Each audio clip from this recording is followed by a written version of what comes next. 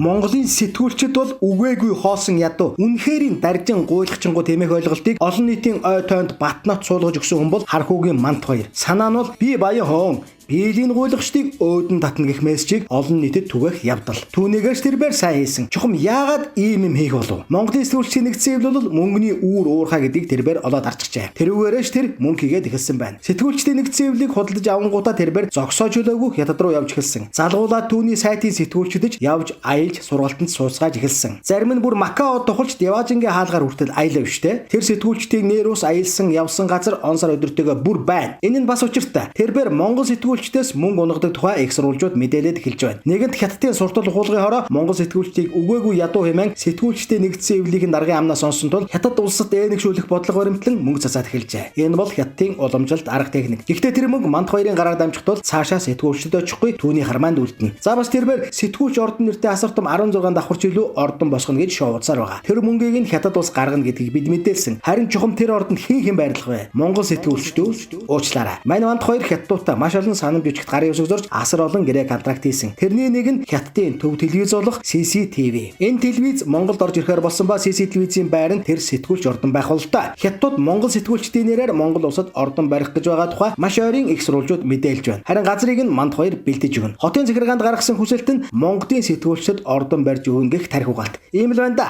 Хятадын гар хөл болсон энэ хүний гэнт байдсан түүх зах цухасаа цухууж эхэлж байна. Тэрээр яагаад гэвгэнт намаасаа татгалц болов? Бүр алтны уурхай болсон Өмнөговь аймгийн Монгол ардын намын хорооны дэд даргааснаа гэвгэнт татгалзаж ажиллаа өгмөгцөө сэтгүүлчдийн нэгдсэн хэвлэлийг худалдаад авчихсан шүү дээ. Тэрээр сэтгүүлчдэд хайртайдаа тэр гэж үү? Уучлаарай. 2 сарын өмнө манай хөтөлбөрийн найруулагч сэтгүүлчийг цагдаад өгчөөсөн шүү дээ. Монгол сэтгүүлч болон Монголын сэтгүүлчдийн нэгдсэн хэвлэл бол түүний мөрөөдөлтөд хүрэх шат гişгүр ажлын бэлий төдий зүйл гэдэг нь үгээр харагдаж байна. Түүний баяжих хүсэлд бид бүгдээрээ ашиглагдаж байна. Үгээгүй ядуу худалдагдсан сэтгүүлчтэй.